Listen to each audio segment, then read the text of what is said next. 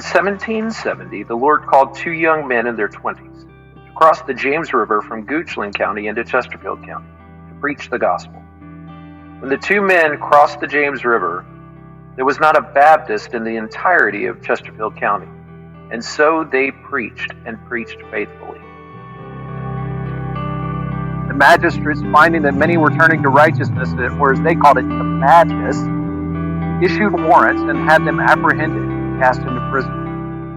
The Order Book of Chesterfield County, number 4, page 489, from January the 4th, 1771, records that they were brought into court on a warrant for misbehavior for itinerant preaching, being of the sect commonly called Anabaptists.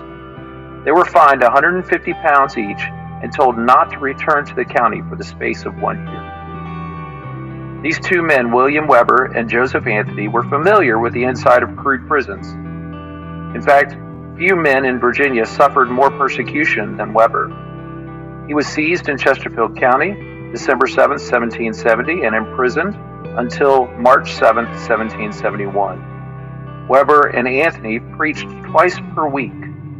Large congregations gathered to hear them as they preached through the grates of the prison. After they were released, they formed a church right here on the property where the church continues to meet today as Old Powhatan Baptist Church, with 81 constituent members, the fruit of that preaching, that faithful gospel preaching.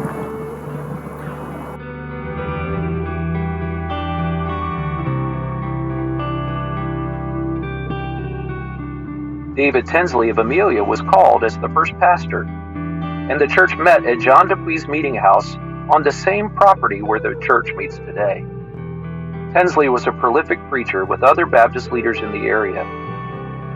He, along with up to 7 other Baptist preachers, were also committed to the Chesterfield jail, charged with having assembled and preached to the people at sundry times and places, so reads the record in the clerk's office.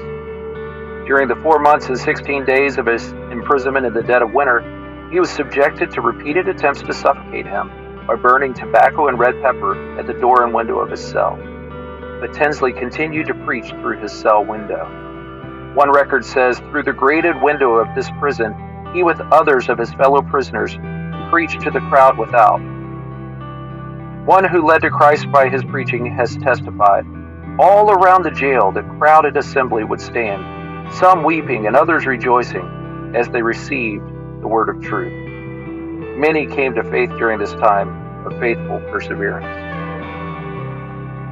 Of course, the church struggled as her pastor was imprisoned, but the young church persevered, with John Dupuy, a lay leader, taking on the weekly preaching, and later succeeding Tinsley as pastor, serving from 1774 to 1783. Tinsley moved on to pastor in Georgia, and Dupuy would later move to Kentucky with a group of Baptist leaders and become a pioneering Baptist leader there. As Old Powhatan Baptist Church celebrates her 250th anniversary of continuously meeting on this property, we must remember that no matter how hard a season, how hard a year, a decade may be, Jesus has sustained his church and his leaders through persecution, imprisonment, war, natural disaster, fire, economic collapse, and more.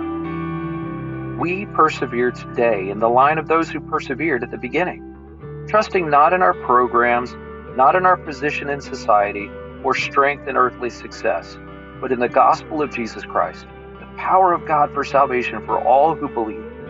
Let's persevere in the gospel and truth of God's word as God's people. Keep proclaiming the excellencies of Jesus.